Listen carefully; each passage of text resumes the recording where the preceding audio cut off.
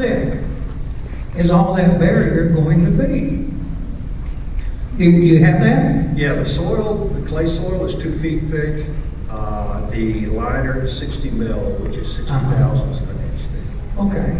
Well, my next question is, do you expect to put a system in place that will burn the excess gas off of this pile of garbage? Most modern landfills, Now, I ask you if you have a plan for this one. a plan will be developed in the first few years. Okay, well, I guess I'm having a problem with you want to do a lot of things, but you don't commit anything on paper. You're not giving us what we need to know so that we might feel comfortable, even though I don't think we will. But make us feel a little bit comfortable, okay? And my other question is, from what I've read on the internet, that these toxic gases that do come out of landfills, only about 10% is effectively burnt off. Is that correct? My understanding, well, generally, no. It's Yes or no? 99. No, it's not correct. Okay, how much is burned? 99 point. Oh, come on now. It's the system. Come on now. Okay, let him Now, finish. either two ways you can deal with the gas in a landfill. One is use a flare that is just like at a refinery. Okay, and you burn it. Now those things many times you use a closed flare, so that gas is in a heated chamber for a period of time, and you get almost complete combustion. Yeah, the gas that goes up through. And you have air quality requirements for Yeah. these things. Okay, how many acres is this going to take up? Well, the entire landfill will probably have wells that pull gas out of the landfill. How many? And you'll have one little area where you're either generating power by taking this methane gas and running engines with gas turbines, or else you have a flare. And probably most big landfills these days, they generate power. Like in San Antonio, those landfills are generating power. Okay, how many, 30, 40? How many One? gas? How many of these burn-off lines do you expect to put in? What you do is you put in a well. One way to do it is you put a well about every 200 feet on center in the landfill. Hook all these up, you pull a vacuum, you take it to one location, and then you either put it in a flare or you set up a whole series of engines hooked up to generators, and you generate power for maybe 1,000 houses. Okay. One of my last questions is, do we still allow fracking in that particular area for oil? Anybody? Yeah. Yes. They don't know. Okay. Now, that's a fair question, Different agency. and I don't blame you for not knowing why. You're not in the oil business, are you? That's right. Okay. I'm trying to look at this overall picture. Now, I see people on the TV turning on their water faucet and taking a lighter and lighting it because of the gas from the fracking. Have y'all seen that? Come on, shake your head. You watch TV. We're not going to hang you here. Okay, but my question is, if we have all this fracking going on, and then you all have the gases and the water seepage, now it seems to me, I know water always runs downhill, and it always takes the easiest route possible. So the first thing it's going to do is jump in all them fracking cracks and go all over the place. And you might be testing the land around this dump and looking for, soft spots. Okay? But my concern is, if this stuff gets into the fracking system, it could go many miles before it's even detected. Any comments?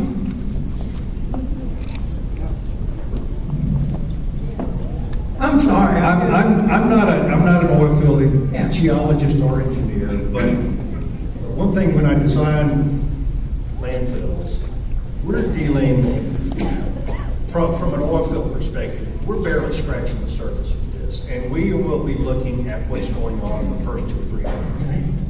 Fracking is occurring miles down underneath, and so. And water runs down. But there is all kinds of formations in Yeah. between, clay layers and so forth. So, Okay. no expert, but that's some of what's involved. Okay, my last question.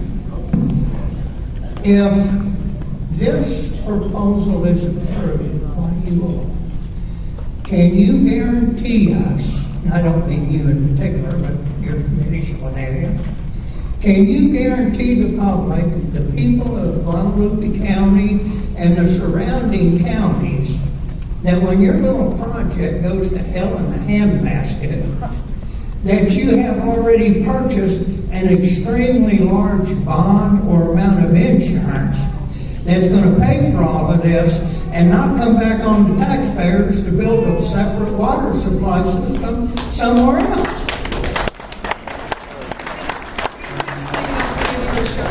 Our rules require that a closure cost estimate be provided and a post-closure cost estimate be How much? provided. I have to open the application. It's next to me. We can get that number out. They may know it off the tops of their heads. Who pays for it?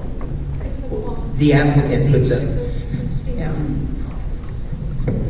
No, there are the two different processes. There's the process, what would you need to close it while it's active? If you needed to close it, there's what you would need to address a remedy if there were any corrective action after closure. And so the applicant is required to put up those documents so that money is set aside in case that is needed. And you're going to guarantee all of that to the public? I'm In gonna writing, in contracts? I'm going to guarantee that that money is set aside. That's a requirement. Yeah, and the state of Texas is not going to touch that money for some other project they want to do. We can't. It's not allowed. Sir, you're living in a dream world. Thank you all very much for coming, and I hope I didn't offend anybody. Yes, sir.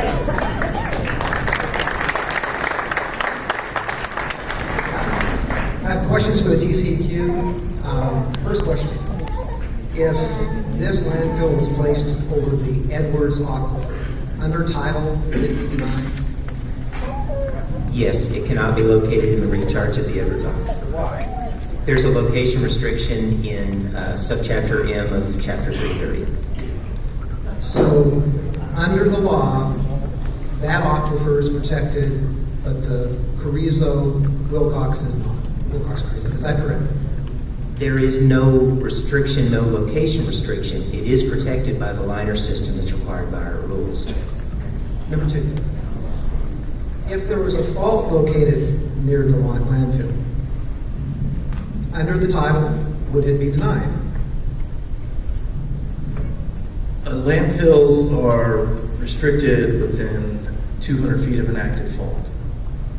Okay, so if they find a fault, it would be there. Okay, now, based on that, based on where the current landfill is, what is the faulting around the current landfill application?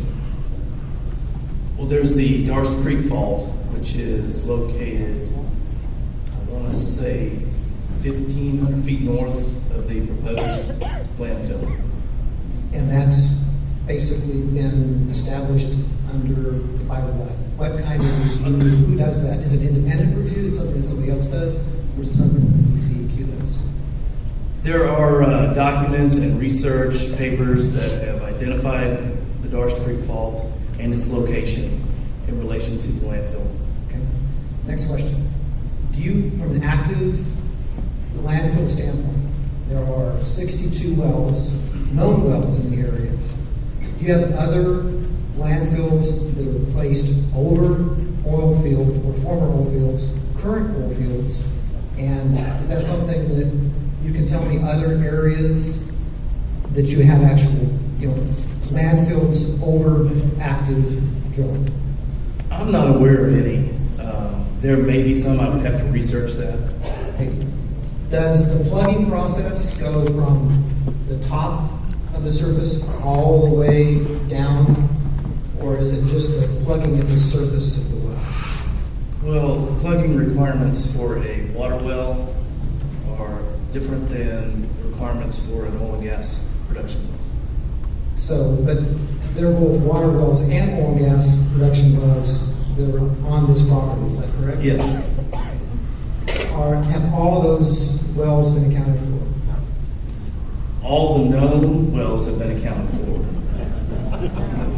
All the documented wells have been accounted for. When a well goes through, these are old wells. So when they pierced the earth from surface to whatever point, does that create a conduit by which things can easily move up and down a strata layer over and above what you'd see in something that wouldn't have been pierced?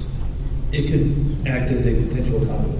And so it could act as a potential conduit. If there was a leak, would that mean that the surface would happen faster? That a potential leak would have more damage because there's piercings, of the earth? Potentially, but as described in the application, any encountered unknown wells that are discovered during the excavation must be immediately plugged in accordance with all applicable rules. But plug meaning from surface all the way down, or just plugged at the top? Water wells and groundwater monitoring wells are plugged from the entire length as possible. Sometimes these wells are old, sometimes they're broken, they're half filled already. They plug them to the extent possible. So you would agree that the wells that exist today could be a potential conduit from surface to however deep that would be for liquids? If not properly plugged, they would, yes. Yes, sir. Hi, I'm Brian. My question, I guess, goes to the geologist. You said this liner lasts 100 years, you're expecting to? No, I said the landfill was going to be 100 years. Well, then your liner, you said it's the same one you use in the oil field, right? Hazardous waste, oil field, 60 mil The poly. plastic material is, yes. It's a 60 mil poly, right? Yes. Okay, and it's used in the oil field? Yes, and I would not expect it to last in an oil field pond for 100 years. Okay, how If it's ever long would going you to- expect it to last in an oil field pond? Excuse me? In an oil field pond, how long would you expect it to last? Maybe up to 20 years you can get guaranteed. 20 years, really. The difference here is that it's ultraviolet degradation, basically sunlight. Would you agree with me there's more than 12 engineers and inspectors on site when it's getting installed and everybody's backfilling 2 foot of clay over the top of it and everything? At least 12 or more? 12 or more inspectors, engineers, everything on the job site when it's getting installed. There is, a number of people. There's somebody watching everything that's going on. We install those and we see them failing in 2 years or less. We call those money makers. Because they call us back and they always say the manufacturer messed up and we got to go reinstall it, and they pay us again to do it again. So why does it fail if we're watched by 12 or more people, all installed right, and it failed in less than 2 years' time? We get called back, we have to dig up, it costs them millions to dig up everything that's spilled through it. They have to redo the dirt, reinstall another liner, and it fails in less than 2 years' time. And it's a 60 mil poly, the same one you're talking about. Yeah, well, remember what we're doing here. We install this twin liner system. So it's got a little extra safety factor to start with the clay. Then it is covered with soil carefully, 2 feet of soil to protect it, to get it out of the sunlight. Yes, sir. And then the waste is placed on there. So we're removing the ultraviolet problems quickly as you develop a landfill and use these cells. And then we're also taking all the water out of the landfill during the operations. And this liner is not exposed to animals walking over